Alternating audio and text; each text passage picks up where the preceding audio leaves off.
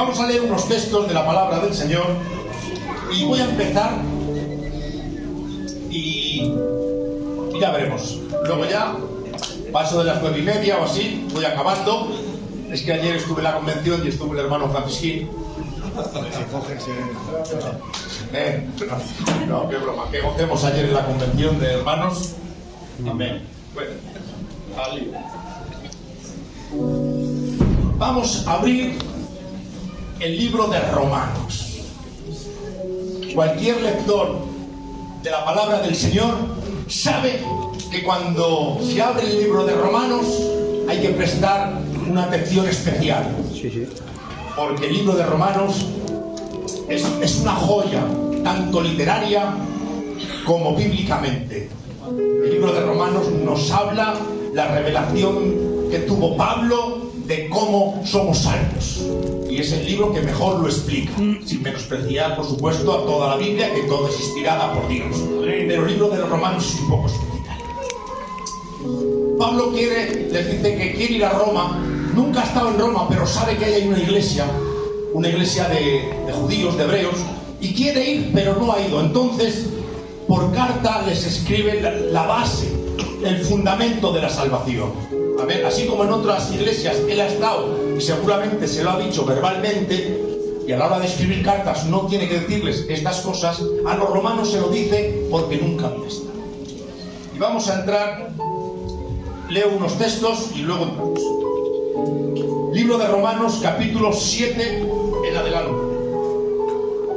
Dice la palabra del Señor. 7:21. Leemos en adelante.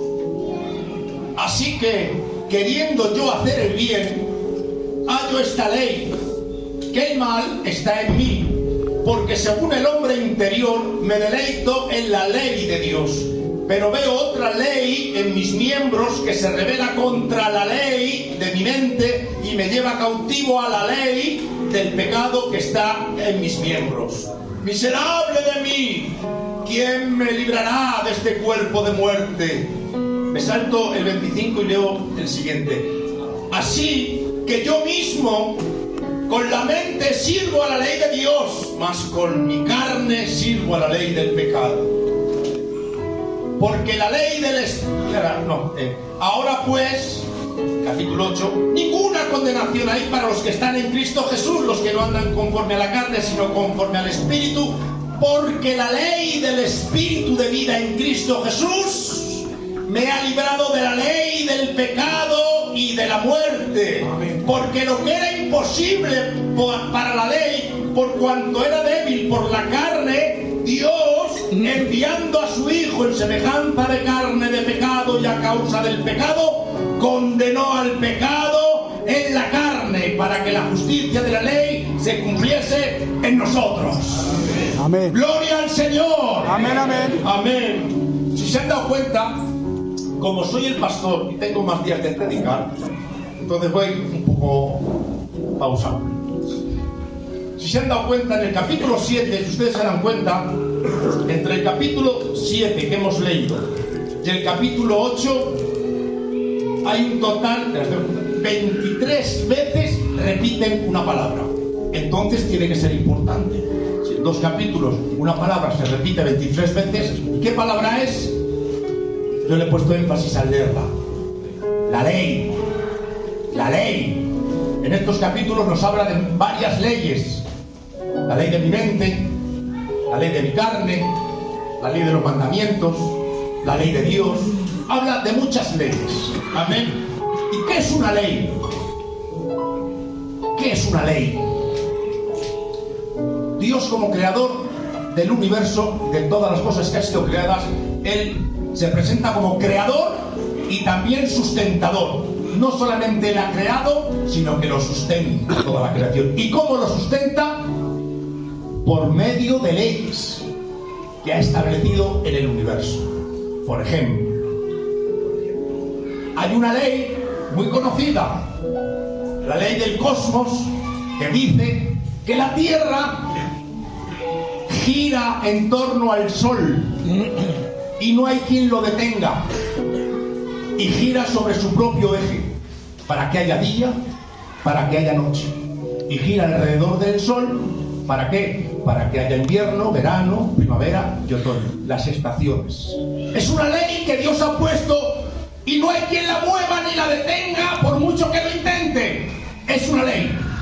Otra ley más cercana, para no enredar mucho, la famosa ley de la gravedad. ¿Quién no conoce la ley de la gravedad? Todos. Aunque la descubrió Isaac Newton, un famoso científico ya afamado, porque la descubrió, pero esa ley estaba desde el principio. Y si se le da honores a Isaac Newton, más honores tendrá no el que la descubrió, sino aquel que la creó. Amén, nuestro Dios. ¿Cuál es la ley de la gravedad? Pues que todo objeto, todo cuerpo o materia tiende... la rompo ahora. ¿Tiende a qué? A caer. Porque hay una ley de atracción en el centro de la Tierra, creo que está compuesta por hierro y níquel, que todo cuerpo es atraído hacia el centro de la Tierra. Eso sí, todo lo que está dentro de la atmósfera. ¿Y eso qué hace? Que permite que haya vida en la Tierra. Es una ley que nadie la puede mover. Está ahí. ¿Desde cuándo? Desde siempre. ¿Para qué? Para que haya vida. Tengamos vida en el planeta Tierra. Está la ley de la siembra. Es una ley sencilla. Usted siembra en la tierra lechugas, tomates, pimientos, cebollas, lo que quiera, y sale. No se sabe realmente el proceso, no se conoce, pero es una ley. Lo que siembras, recoges. Es una ley impuesta por Dios desde el principio para que haya vida en la tierra. Gloria al Señor. Amén. Y todas esas leyes permiten el funcionamiento de la vida. El hombre también tiene leyes dentro de sí mismo, que son, en los órganos tenemos leyes. El corazón bombea sangre y purifica la sangre. ¿Por qué? No lo sé. Desde que nací lo hace. No he estudiado ni he tenido que ir a algún sitio que le den contacto. No, desde que nacemos funciona. ¿Por qué? Por una ley que se desconoce, pero que está puesta por Dios para que funcione. Y así el resto de órganos, ¿para qué? Para que podamos vivir. Dios se ha preocupado de que haya vida en la tierra y nosotros podamos vivir. Gloria al Señor. Ahora bien, dentro de las leyes de la gravedad, por ejemplo, hay otras leyes que permiten superar esas leyes. Me explico. La ley de la gravedad. Todo cae. Pero ustedes no han pensado cómo es posible que esos grandes barcos transatlánticos de casi cientos de metros, con unas anchuras y un peso de miles de toneladas, sean capaces de flotar y no se hunden por mucho que empujes. Portaaviones, aviones, grúas, de todo, se ponen y no se hunden. ¿Por qué? Por otra ley. Bueno, te está diciendo que la ley del micrófono. Si no tiene pilas,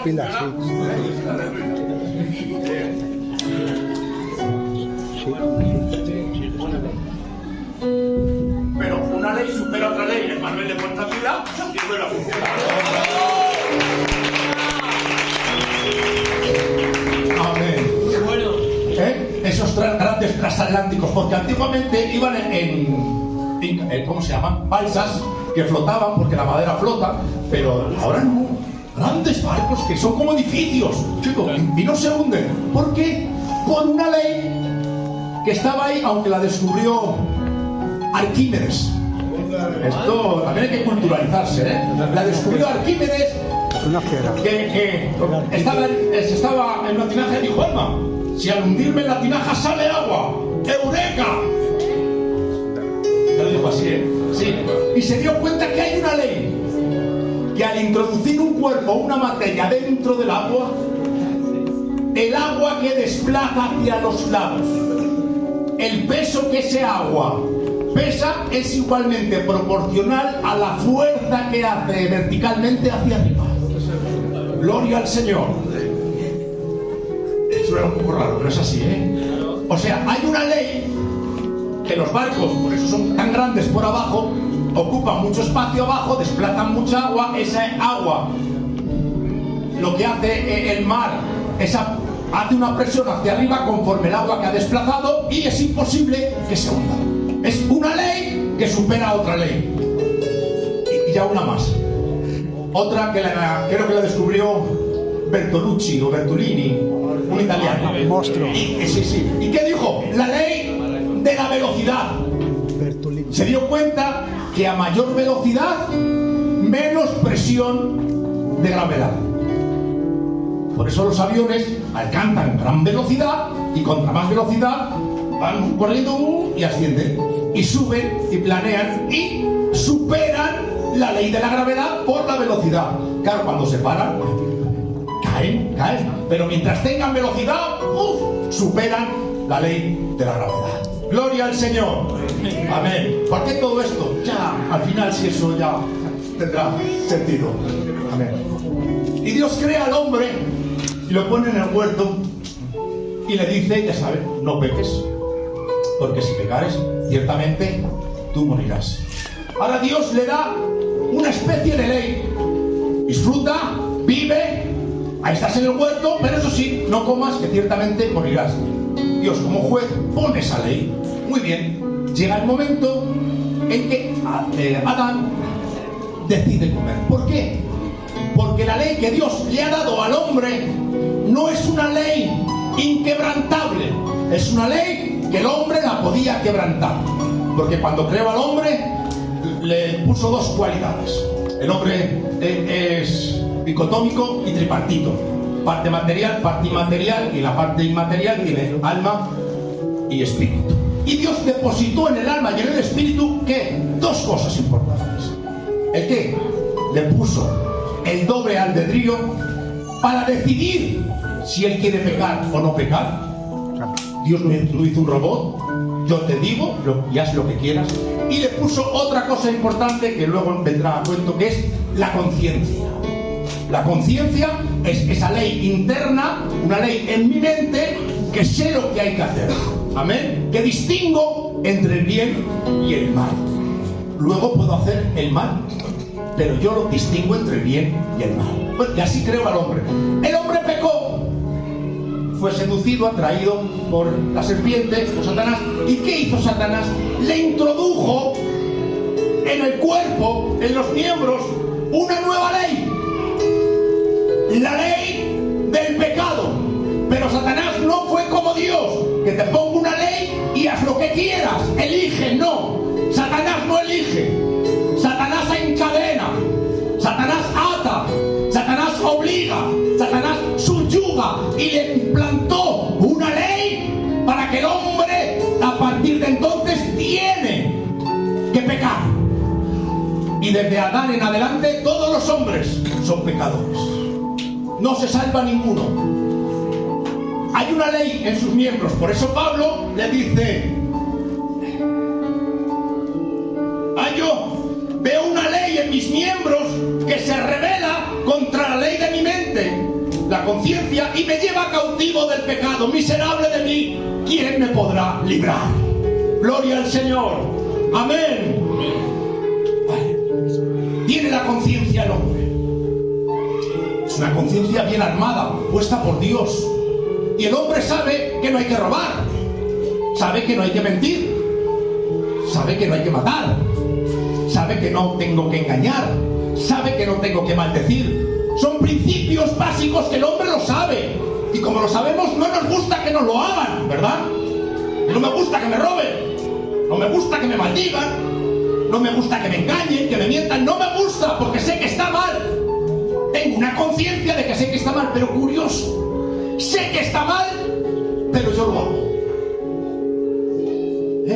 ¿Por qué? Porque soy atraído por una ley que hay en mis miembros que me lleva a pecar. Lo puedo hacer disimuladamente o no, pero al final todo hombre es pecador. Todos estamos destituidos de la gloria del Señor. ¡Aleluya! ¡Gloria al Señor! Y así anda el hombre batallando con su conciencia. Pero ¿qué pasa?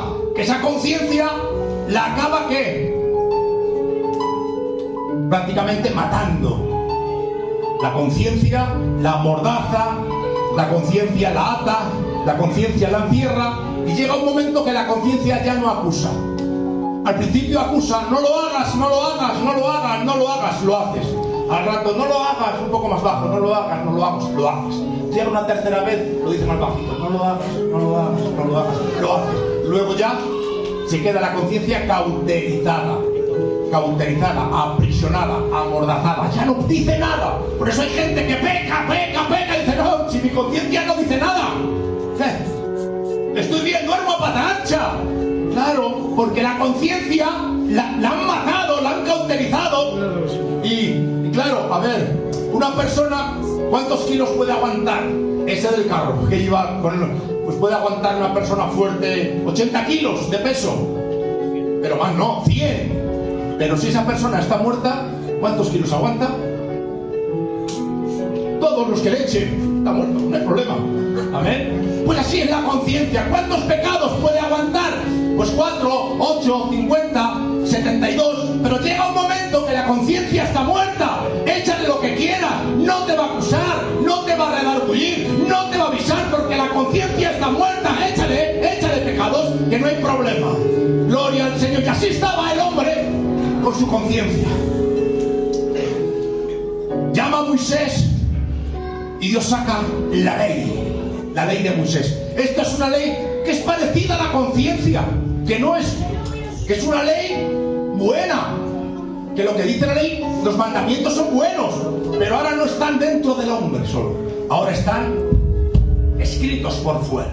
Y aunque la conciencia no me redarguya, yo puedo entender porque está escrito, Señor, que robar es malo, que maldecir es malo, que es malo. Y hay un papel, un documento que aunque yo diga, bueno, que he robado porque es que esa persona era mala, me debía un dinero hace 18 años, junto con los intereses le he quitado esto, puedo inventarme excusas en mi conciencia por dentro, pero la ley me dice, has robado, y me dice que la paga del pecado es muerte,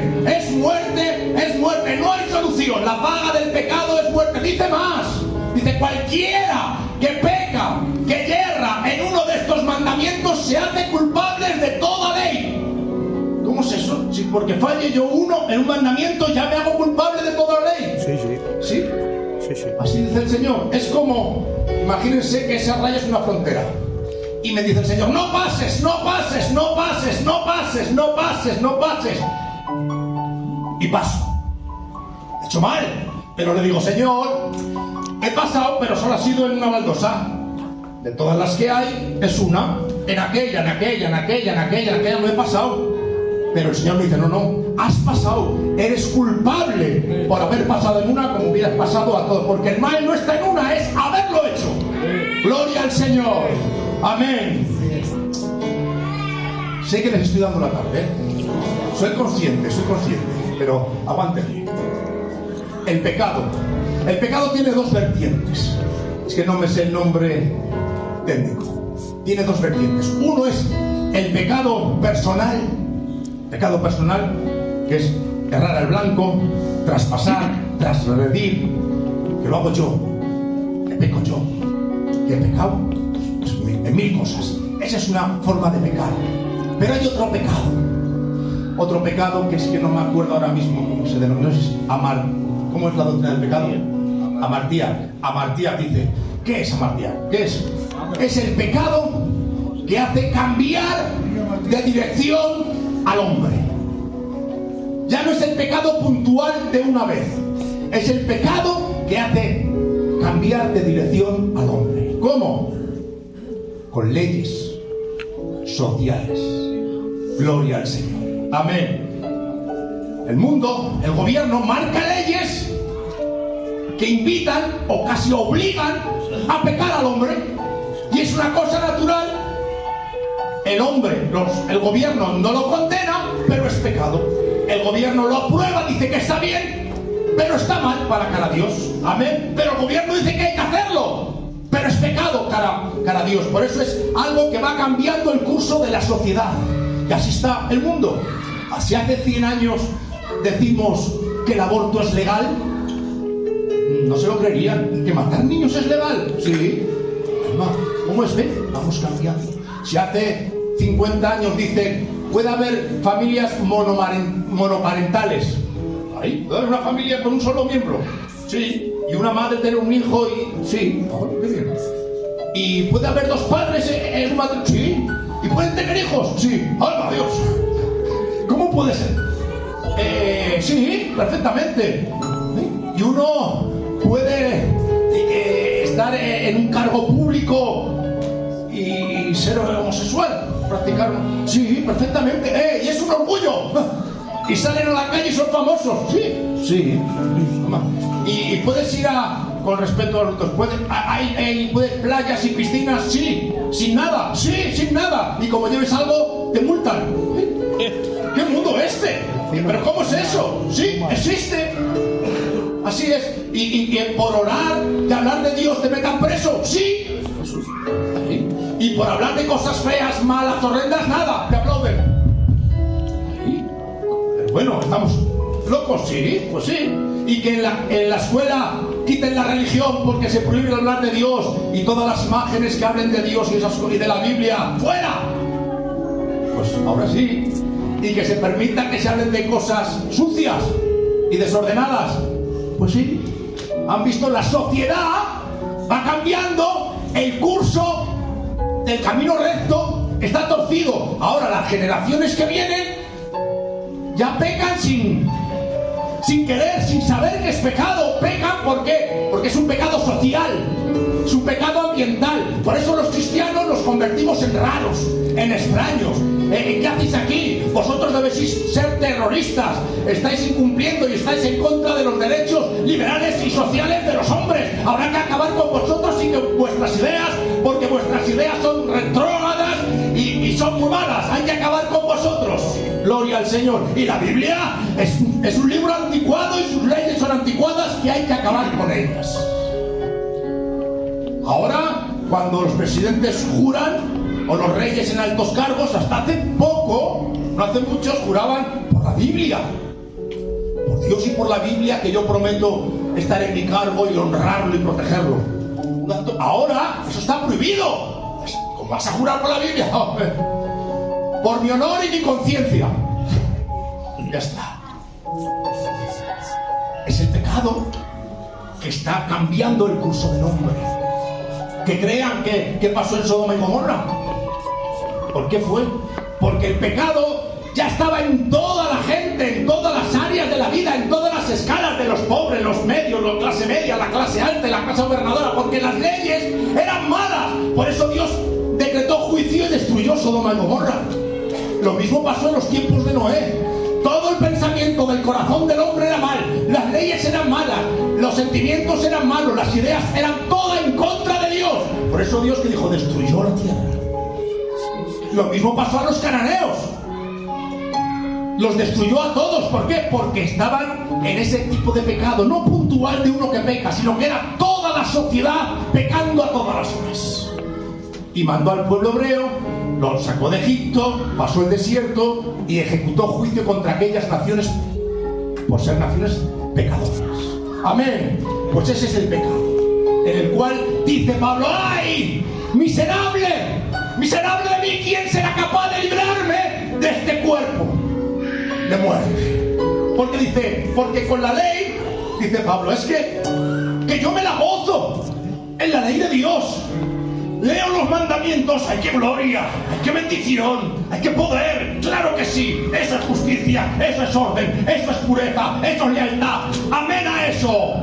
Lo dice, me deleito en la ley de Dios, me deleito en la ley de mi mente, en mi conciencia que me habla honradamente, pero veo una ley en mis miembros que me llevan cautivo al pecado, que no quiero, que no me da la gana, que es que no me gusta, que quiero alejarme porque sé que es malo, no es justo, no es honesto, no es fiel, no es verdadero. Eso me va a condenar y merezco el juicio y la condenación y la muerte, pero no puedo evitarlo.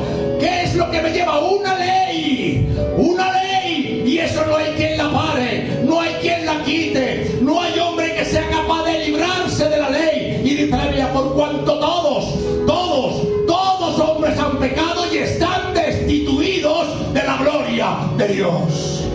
Amén. Gloria al Señor. Y les escribe a los romanos. Y si leemos capítulo 1 de Romanos, les habla y les dice la culpabilidad del hombre. Le dice que todos los hombres son culpables, que viendo la gloria del Señor en la creación, el testimonio en vuestras conciencias, cautiváis vuestros razonamientos y os creéis sabios, pues sabed que estáis bajo el juicio de Dios. Y por no haber tenido en cuenta a Dios, estáis haciendo lo que hacéis. De una manera vergonzosa estáis viviendo, por no seguir más. En el capítulo 2 dice, este es el juicio justo de Dios, que hay que acabar con toda esa generación que son malos. Y los hebreos sí, que es verdad, pero dice, tú, porque ser judío no te creas que te salvas, porque tengas la ley, porque seas circuncidado, porque te deleites en la ley de Dios, que tú también eres culpable, porque lo que tú juzgas a los otros, tú lo haces. Porque lo que tú sabes que está mal, tú también lo haces. Así que en el capítulo 3 dice, no hay justo ni aun uno. No hay quien busque a Dios, no hay quien entienda. Todos se desviaron en una, todos son inútiles. Gloria al Señor. Amén. Pero sí, es que tenemos la ley. Y con la ley nos vamos apañando. Y cuando fallamos, cuando desobedecemos, sí, pues tenemos un carnero, un cordero de 1 año, sin mancha, sin tacha, que lo tenemos ahí preparado. Vamos al propiciatorio, lo sacrificamos el sacerdote, la sangre cae y ahí, pues hombre, nos limpia. Sí, es verdad, esa sangre inocente de aquel carnero borra o tapa, mejor dicho, el pecado. Pero no lo quita, sigue estando ahí, sigue estando ese pecado, y la ley del pecado la sigues teniendo dentro y vas a seguir pecando. Lo que hace aquel cordero es tapar por un tiempo el pecado. Así que no os vale para nada, oh judíos, que os deleitáis en la ley de Dios, porque también sois culpables ante el Señor. Gloria al Señor. Ahora hago una pregunta. ¿Dios es justo? Amén. Dios es justo. Amén.